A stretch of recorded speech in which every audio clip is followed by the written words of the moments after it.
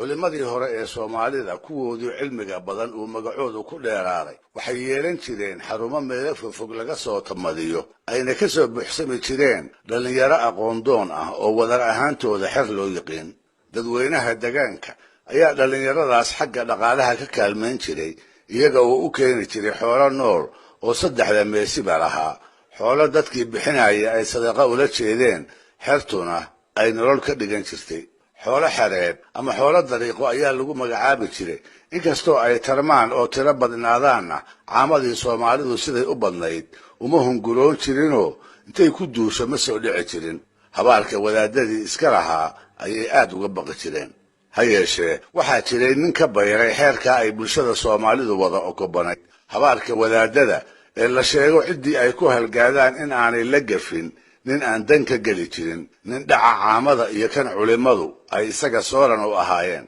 waa nin caan ah oo haddii magaciisa la soo qaado ay u dhowdahay waayeelku inuu wada garto waxaan u jeedaa Cali Aadan Gurayo oo Soomaalidu ay Cali Dhuux ku garan ogtahay lafagurayaasha suugaanta Soomaaliduna aysan marna ku murmin maansayahanada heerka koowaad kuwa ugu sii horeeya inuu ka mid yahay wuxuu aad ugu caan baxay silsiladii maanso ee magaca halac dheere taariikhda suugaanta ku gashay kana bilaaban jirtay tix gaabanoo uu tiriyey gabyaagii reer Hobyoodka ahaa ee Cali Sharmaarke la oran jiray silsiladaas waxaa isku maandhaafay isuguna hal celiyey maansayahanadii miisaanka culus ee xilligoodii farta lagu fiiqi jiray sida Qamaan Bulxan Sayid Maxamed Faarax Caytame Cali Sharmaarke Gooni Cabdi Xaaji iyo Cali Dhuux oo isaga iyo Qamaan ay si gaar ah isugu fiirsanayeen 10 sano waxaan ka badnayn iyada oo curashadii silsilada laga joogo ayuu Cali Dhuux tiriyey gabayga waayadii dambe gubar la baxay ee silsilada kale ay ka dhalatay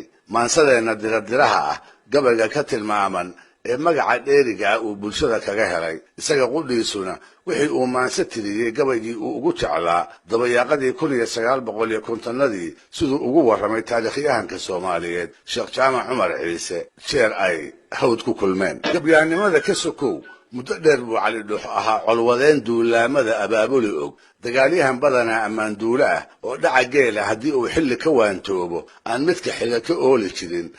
kabilna aan wada moogaan jirin taana waxa uu kala mid ahaa raggii ay isku gadaha ahaayeen raggii aanaa geela'aani inay nolol la'aan tahay ay sharaf la'aan u dhiganto tixii Asban Xasan Dari raggii madaxa u ruuxi jiray markuu lahaa badda jeexaya iyo biriga jaanta mariyaaba walee geel jacaylkaan u qabo wawti rabi ruuxa raggii iyaga oo muslina haddana markay ceelka ka shubayaan hasha ugu heesi jiray salaadiyo suub salaadaa daran suub hadday timi salaad la qalle raggii samatar baxnaan ugu bogay markuu lahaa ari iyo lo'baa lagu baxshaa aana kuu timidee aaslaaga geela ah naftaa lagu ilaashaaye kolay aabbahaa tahay nin kale looma aamino kurayada ay barbaarinayaan lahnaanshaha geela markay ku gubaabinayaan raggii dhagaha ugu shubi jiray gooday geesigu geedida horteed gaadasheeyo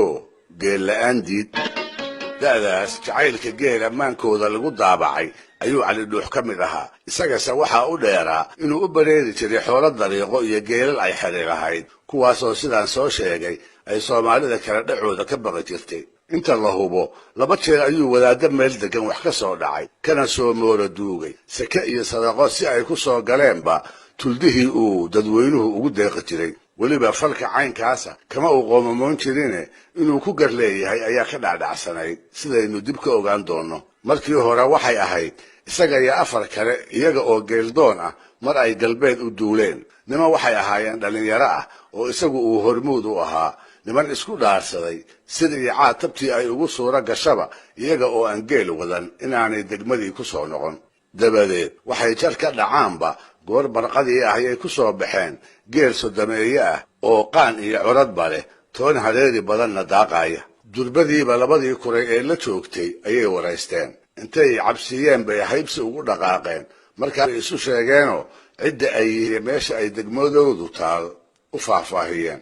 saymar qura ayay shantoodii isdhugteen saymaraadkoodii bay heleene way isu muusoodeen showgeelu waa baylaho rag looga baqaa hareeraha kama taagna show wadaadda dariiqa ah ayaa iska leh oo labada kuray ciidan aan ahayn uma maqna isu baaqis mooye iyaga oo aan wada hadlin ayay geelii horta marsadeen labadii kurayna ku kaxaysteen ileen raacdo ka daba timaada kama ay baqayne meel dhexe hadday marayaan oo ay la yara fogaadeen ayay cayradii uga tureen aayar bay sii hawadiyeen wax yar kadibna wiilashiiba inta iska sii daayeen dib iyo reerahoodii isaga direen iyagiina siday hitiqaskaas ugu wadeen ayay geelii la cidgaleen kolkay qaybsadeenna nin iyo 5 halaad ayay u heleenoo eebbow mahadda ku celceliyeen dhowr cisho kadib ayaa halkuu deganaa waxaa cali dhuux ugu yimid qaar ka mid ah wadaadadii geela lahaa inuu u celiyo xoolahooda ayay ka duraanteen wax walba oo islahaayeen waad ku qancin kartaan ayay codsigooda ku larayeen hase ahaatee cali waa ugu soo loodsami waaye hadba wadaadkii ugu weynaa ayaa kitaab la soo baxa isaga oo ka soo daliilinaya aayadaha iyo xadiisyada tilmaamaya dhaca xoolaha muslimka kale ciribxumada laga dhaxlo maalmo idil ayay halkaa ku sugnaayeenoo marna dikri qabsanayeen marna cali iyo kooxdiisa wacdiyayeen weliyayaasha qaarkood siday ku warrameenna wuxuun qalbi jireeca ayaa afartii kale ku soo kordhay markay hayn waayeen tusbaxyadii kutubtii ubooyinkii iyo akhriskii qur-aanka ee inta ay u toosaan ay wadaadadu hameenbarkii ku dheeraysanayeen waxaas oo idilse cali dhuux ma saamayn waxna kama doorin tashigiisii ahaa wadaad kastaa har ahaadee inaanu geelaas tuludna ka celin dabadeedna maalintii u dambaysay ee uu quusinayey ayuu gebiyey marka hore wuxuu wadaadka u sheegay fikraddii uu aaminsanaa ee ahayd ninaan geel lahayni inuu sharaf laawo yahay isagoona aanu la'aantiis ku geli karin hadduu geel tabcan waayo waxaa sugayaa waa magaalooyinka xeebaha ku yaal intuu u dooro inuu gaalka xukumo u shaqeeyo shaahana u kariyo taasoo uu iskala wen yahay sidaa darteed wuxuu ku waaninayaa wacdiga tirada badan inuusan isku xabeebine uu ka nasto marba hadday arrini halkaa isaga ka joogto wuxuu yidhi sharad bay mareen awgayow shanaan u weynaaye ninkaan shiriyo heemaal lahayn sharaf ka dheeraaye karuur shawle caanaha shamaal looma soo shubo shacabkana ma dhaafo oo badduu shaba ku tuurtaaye shuqulka gaalka kama maarmo oo shaahu kariyaaye aniguna shahiid waa waxaan shiiluhu u ridaye shiinkiyo wardiga aad akhrii shicirku aadaanka waxba hayshirrabin waan arkaa sheekhinaa tahay ugu dambaystiina wuxuu wadaadkii war oo dhan ugu soo gebagabeeyey wadaadow geel aan kuu celiyo mahaaneedi doontide meesha isaga tag anigu isaga iyo dhaqashadiisa mooye hawl kale oo aan garanayaa ma jirto adiguse qur-aan baa taqaano isaga ayaad wax ku heli isaga dartiis reerkii aad ku hoyataaba fadhiga ayuu kaaga kici wanan shilis buu kuu loogi xoolana wuu ku siine halkii aad ka timid ku noqo geel anaa u baahane adiga baahiyi kuma haysee wuxuu yidhi shayb waalan iyo wiil yar baa shaac idiin naqa 5 haddaan ka helay maalintii shaaxin sidigteeda caanaha haruubkaan shaqladay sheema laga buuxshay shukraan noqo shaxaan dhigto iyo sharaqsab mooyaane shaki bay iga galay awgayow inaan shaqeeyaye adigaa shilaabiya yaqaan sheedihii webiye adigay degmadu kuu shirayn wanan la shiilaaye intaad aayar sii shabaxsataan shiiqse garowgaaga tixdaas buu wadaadkii ku quustay kabihiisii buu halhaleel u iladay markaas buu waddadii uu ku yimid dib ugu noqday isaga oo mindhaa afka iyo uurkaba ka habaaramaya runtii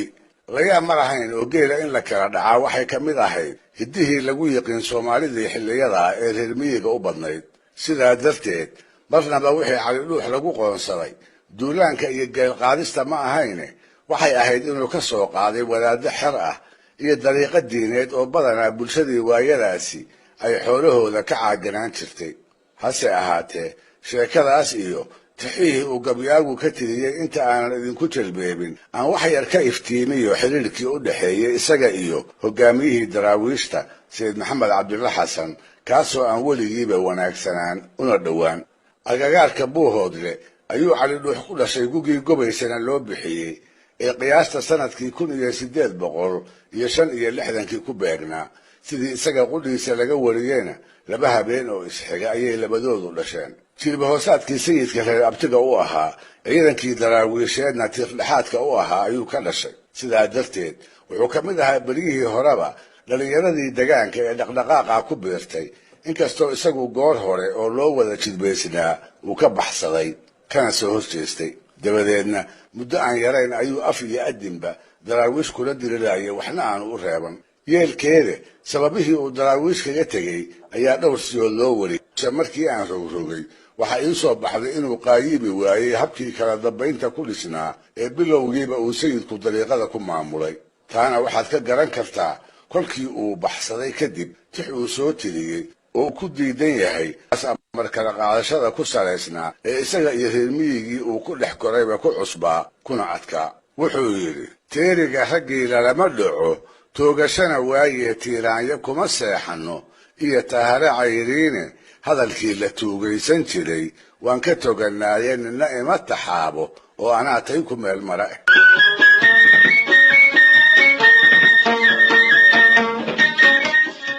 cali dhuux oo ahaa gabyo afqabeena ayaa maantaa kadib wuxuu tirin jiray tixo wax ka sheeg miidhanahoo uu sayidka magaca kaga xumaynayo isla markaana uu ku weysiinayo taageerada bulshada, gaar ahaan laftii uu isagu ku abtirsanayay. dhabtii tixahaasi si weyn ayay waxyeello ugu geysteen magacii daraawiisheed iyo haybadii hogaamiyaheeda. dhanka kalena waxaa lagu hal abuurnimo cirka sare ku shareeray. waxaa ka dhaadhici la'ayd wadaad qoladii uu ka dhashaanay webi shabeelle ka sokayn inuu nugaal ka taliyo oo weliba jifadii uu isagu ahaa inta ciidan ka qorto uu qaar xujeeyo markaana dilo, qaar kalena inta fagaare soo taago uu jeedal dubka kaga murxiyo. wuxuu yidhi, arxan nimaan u garahaynin oo ina ogaadeena aabbowda uunbay hayaan kii arsaa'ilay. waxaa iyaduna jirtay tix aad caan u noqotayoo uu shaki ku gelinayo sayidka diintiisa iyo daacadnimada halgankii uu hoggaanka u hayay, isagoo isla markaana isugu hambalyaynaya rag xarunta ka baxsaday oo ay xigto ahaayeen, isaguna uu u gacan haadiyey. wuxuu yidhi, allaahu akbar, eedaanku waa kaa afkiya beene, ashahaaday gaalkubase waa ahlu naarkiiye, asxaabihii ololku dhace wou abtiriyaaye ubba weyse waa kugu arkaa, agab salaadeedee hadduu uurka kaa jiro wardigu kaama orodneen. waxaan uubateeyaba tolkay ooda soo jebiya abtiyaaladaa iyo ku nace, ururkii reer khayre arbow jaamac iyo aadan iyo oogla kaa taga ardal yahow raggaad ku amranayd idinka ma ahayne waa uurgaslow aadan dhagax odayadaadiiye, abtirsiinadaa waxay gashaa eyda reer xamarib. wuxuuse ugu daraa oo caadadhaafna lagu sheegi karaa bilowgii 1920kii markii ay daraawiishi jabtay ee sayidka intuu ku digtay uu ku oran jiray, waa lagu digtaa duul hadduu kuu daraan jiray ee daaduunka oo maxamed qabo waa ku diirsadayee baldaya wadaadkii wakaasii dabayshaday. tixaanka oo tiro badan ayuu had iyo jeer daraawiish u soo marin jiray. wadaadkii qudhiisuna kuwa aan ka sheeqin ama kaba daran ayuu kabi jiray. ha yeeshee nin madaxa iyo nin aan ahayn haddii ay isu gabyaan waxay u daran tahay ninka madaxda ah. taasi waa maragmadoonto. si kastaba ha ahaatee, kolkii la maqlay inuu geela xerada ku shubtay waa lagu hiifayoo wadaad iyo waranlaba waa lagu haaraamay. weliba falkiisaas waxay bulshadu aad ugu qoonsatay. culimmadii iska lahayd markay inta ugu soo ergootay uu sina ugu garaabi waayey. ha yeeshee hiifkii iyo haaraankii bulshada cali dhuux ma garaysan. wixii uu falay inaan dembi ugu jirin, dhaca geeluna uu bannaan yahay ayuu u qiil doonayoo weliba siduu ku andacooday diinta uga soo hela. taana wuxuu u soo daliishaday sayid maxamed oo wadaadadii soomaalida ugu aqoon badnaa, sidaasoo ay tahayna dhaca geela xalaashaday mar walba oo uu u dagtana dadka iskale ka soo mooroduugi jiray. aragtidaydana gabyaagu muslim buu ahaa oo fikradda iyada ma rumaysnayne waxay qayb ka ahayd dacaayadihii uu goor walba sayidka ku dhaawici jiray si uu uga soo reebo dadkii halgankiisa u suufiyoon jiray. wuxuu yidhi, culimada kalaa xeeladoo xaasid ku ahayde, sayidkii wadaadoo dhan xiray welis xalaaleeye, xaaraan hadduu yahay maqdaca xilo ma qaadeene, aakhiro xisaab ma laha geel oo xaquba sheegiya xoolaha kaleeto, iyo isagu waaba kala xeere, xashida kitaabkuna idiin ma ay xaraamayne, nin kastoo xadreeyaaba waa u xusul duubaaye, haddaan xaajiyadu weerarayn xer uma duuleynin. wadaadadii geela lahaa sidaas kuma ay samrina dib bay cali ugu soo noqdeen, iyaga oo mooggan wata sheekh caan ahaa oo xaaji axmed la oran jiray. hase ahaatee, inkastoo uu sheekhu dadaalay, haddana kuma uu guulaysan inuu xerta geeloodii u soo noqo. ugu dambaystiina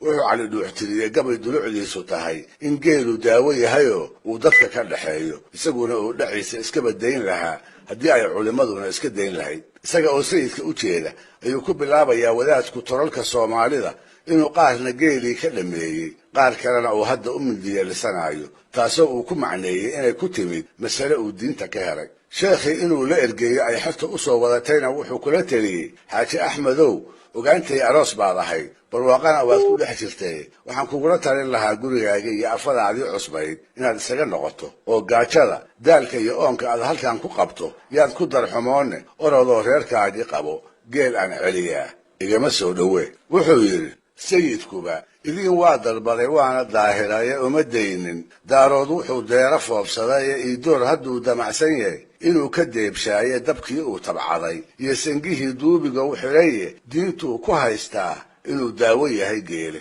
daawo af soomaaliga waa shirko diintuu ku haystaa inuu daawo yahay geele dulmi ma laha duunyada kalaa lagu dambaabaye aakhira dalaa loo hayaa ruuxu duulaba anna sheekhyadaa igu diray ee darab ma qaadeene dan haddii ay geel uga baxaan uma dadaaleenab dayib inaanan odhanaynin oon dabacna dhiibaynin oo aan diiday xaaji axmedow dahab laguu sheegiyo caligii duraamada wax badan ducada ii qaaday iyo faarax wuxuu diin akhriyey igaga waadeeqay dariiqada iyoba waa hayeen waasataan dirayb dugsi iyo aroos diiran bay darima kuu tiile doobka cad baad dhami jirtee yaadan dacaroonne dibjiryada iyo daalka iyo asqada dib uga luud caawib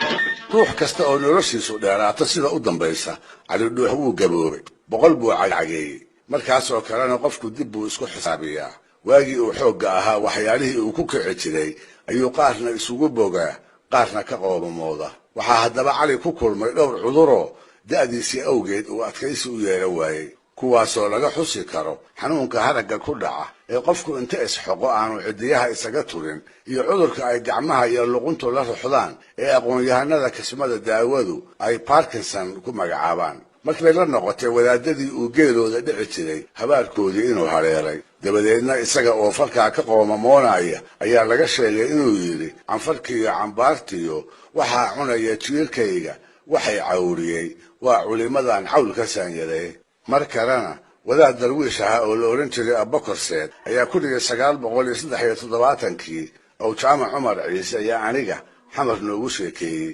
wuxuu yidhi cali dhuux oo aad u xanuunsan markaana gugiisii batay ayaa ii yeeray wuxuu igu yidhi abkorow waxaan kaa duraansanayaa inaad qur-aan igu akhrido iguna tufto wadaadkii sayidka ahaa in la iga gaaray baan u malaynay rabbi dhammaantood ha u naxariisto dhegaystayaal noloshiisii inteedii badnayd gabyaagii caanka ahaa ee cali dhuux la oran jiray waxay wada joogeen mihiye cali ibraahim haweenay iyadana lagu magacaabi jiray qudheedu way gabi jirtay inkastoo aanay wariyaashu ku guulaysan maansadeedii iyo tii saygeeda inay ina soo wada gaarsiiyaan cali dhuux laftiisuna sida kollow sheekada soo socota aynu ka garan doonno kuma uu dhiirigelin jirin sida la wariyey isaga oo sudcaa dheer ka soo noqday oo reerkiisa caraabo ku yimid ayuu fishay shaah oo aad u jeclaa inay afadiisu si degdeg ah dabka ugu saarto iyaduna madahayga way ka wahsatay ama kama wahsane waxay doonaysay rag uu markaa u waramayay inay cabaar dhagaha u raariciso dabadeed intuu ku gartay ayuu indhaha kala hadlay uguna baaqay wuxuu ka sugaayay inay ku dhaqaaqdo iyada oo inta dabkii balbalisay jalamadii oo biyeysan dhafdhaaftii dul saaraysa ayay bilowday tix kaftan ah oo ay cali ku ximaarinayso waxay tiri kaftami maayo cali aadan oo koob yar loo shubine kalwin maayo haasaawahe way iskambarayaaye kurka intaanu seef iga jarin maanu kululeeyo shaahi markii la cabay oo ay labadoodu noqdeen ayuu ku yidhi kol dhow wixii aad tirinaysay bal ku soo celi markaas bay hor iyo horaanba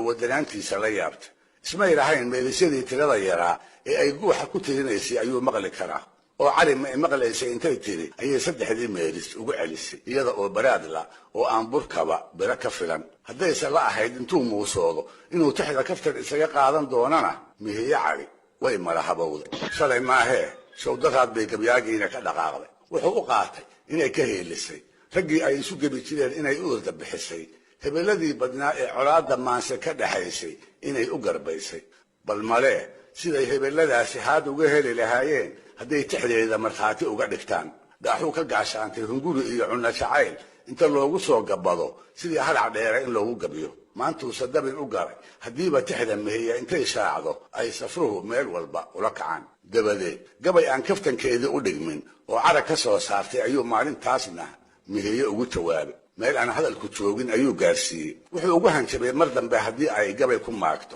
ama kii ay tirisay qudhiisa oo cid kale ka maqlo inuu furi doono wuxuu ugu dardaar weriyey iyada oo carmal ah reer aabbaheed oo abaaree leeftay inay u daraabi doonto sidaasna ay ku waayi doonto caanaha iyo barwaaqada ay isaga agtiisa hadda ku haysato wuxuu yidhi waxaad maqashay miiriye goglaamire ku yaaliina inaad himirta muurmuursato yaad mihindisaysaa iyo ogaadeenna moohaar ku shubay mohoradiisii iyo mooyaa kaciyey reerahaad magac wadaagteene saddexdeedii naag loogu maray waa madowdahaye in muraayadeedii jabtay ban maragu haystaaye miiskeedu waa inuu carmale magaca ku yeeraaye iga maarsoyaan ina calaay kuugu maraqsiine inkastoo ay ahayd tix ku culus qof dumara oo weliba la qabo haddana meehiye cali ma ay cabsi gelin dabadeed tix teelteel nagu soo gaadhay oo ay taa cali dhuux kaga jawaabtay ayay tirisay tay qaamaysay ayay weliba daarac u raacay waxay ka calaacashay markeedii horena inuu fudeed ku helay oo yarad wixii ay mudnayd in laga bixiyo uusan ka bixin haatanna haddiiba saddexda uu sheegayaa ay afkiisa ka soo baxaan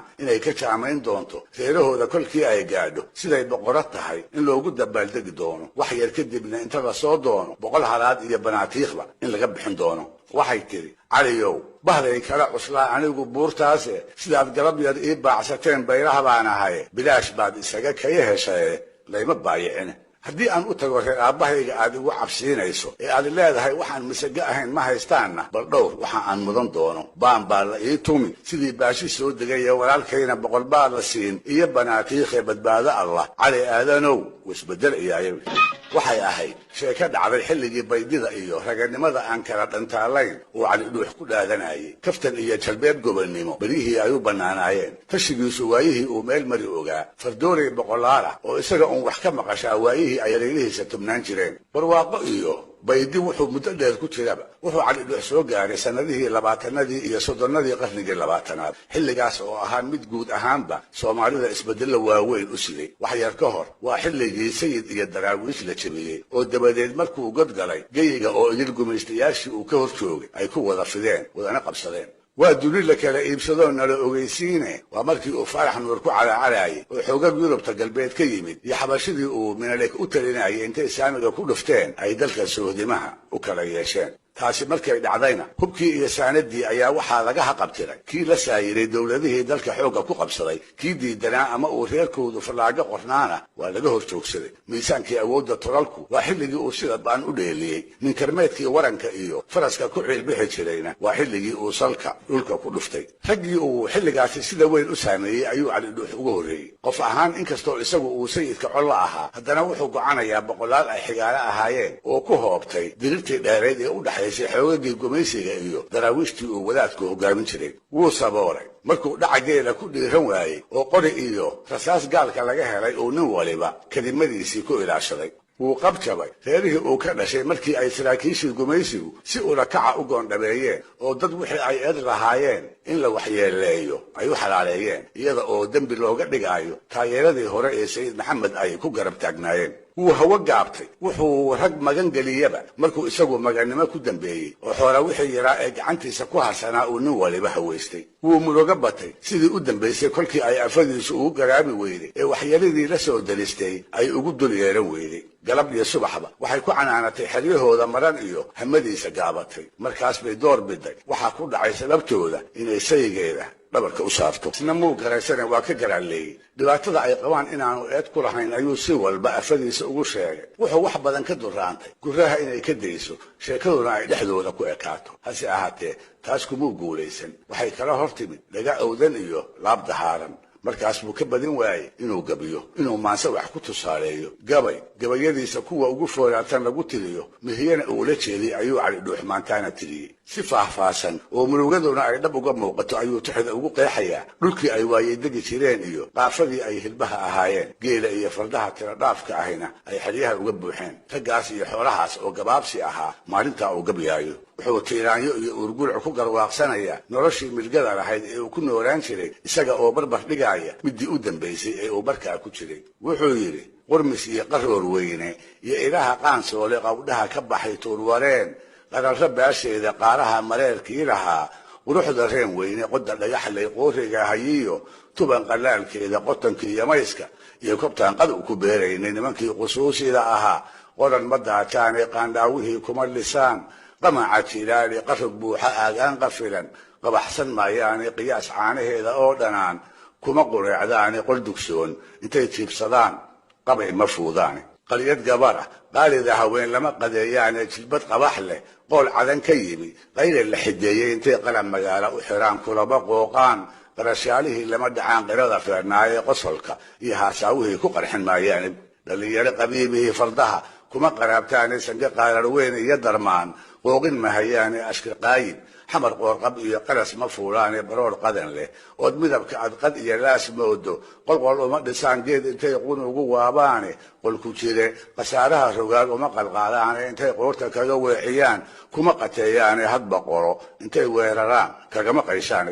way bahday qaadka boolida ee qaankiisa oo tuban haddii la qoriyo waa geele qaynuun ammaan duulo iyo qarad ma socdaan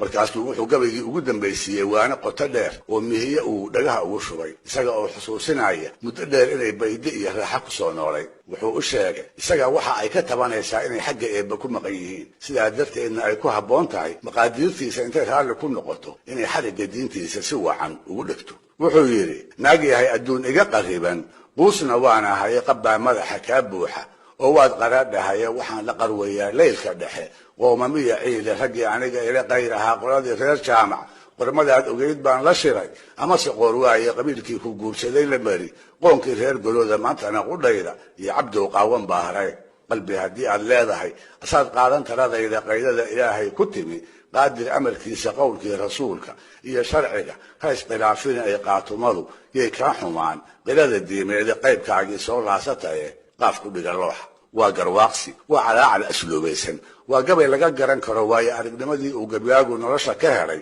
iyo sidii ay da'diisu wax u bartay waa gabay inoo muujinaya guud ahaan isla rogidda waayaha aragtidii ay soomaalidu ka qabtay taasoo ku xiran qallaha eebbe iyo isaga doonistiisa oo qura in wax waliba ay ku dhacaan